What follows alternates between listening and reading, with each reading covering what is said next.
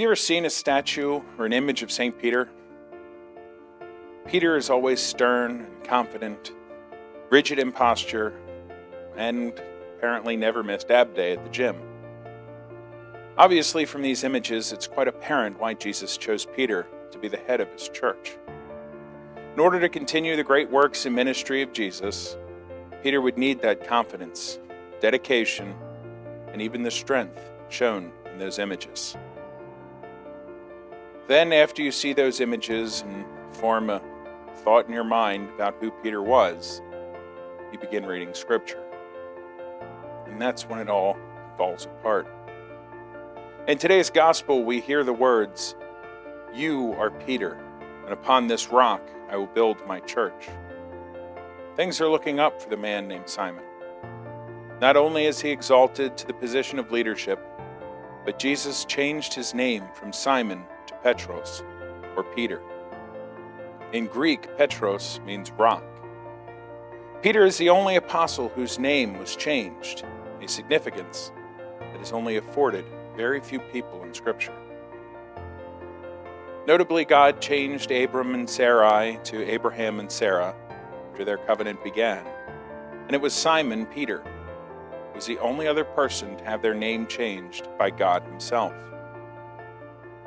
Paul and Saul being the same name in two different languages. Shortly after Peter receives this great honor, Jesus knocks him down a peg. Shortly after today's gospel, we read the famous line, "Get thee behind me, Satan. You are a stumbling block to me." Peter has many of these moments throughout the Gospels, and even in the Acts of the Apostles, shortly after adamantly telling Jesus that he will never deny him, Peter does just that in the Gospels. Peter, as the Gospels tell us, suffered from a very bad case of foot and mouth disease. Yet what we do see in St. Peter is a man that, through his faults, also acknowledged that he was not worthy of the calling, but knew that God was there to guide him. From St. Peter, we can trace the line of succession through 264 leaders of the Church, straight to Pope Francis. While each pope has made his mark on the Church, it was Peter himself that left the most indelible. To this day, the seat of the Pope is called the Chair of St. Peter. And while many different names of saints have been taken by popes upon their election, there has only been one pope named Peter.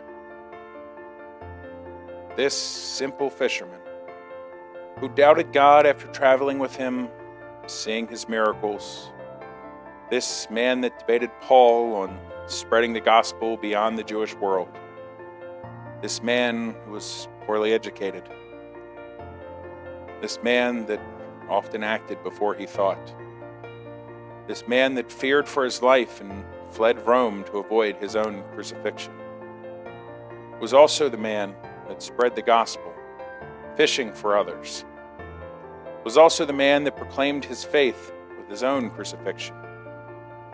St. Peter should be our example of what faith in Jesus Christ looks like. There is a little bit of St. Peter in all of us, and through him we can find the way to overcome each of our own shortcomings, find a way to follow the path that Jesus has set before us.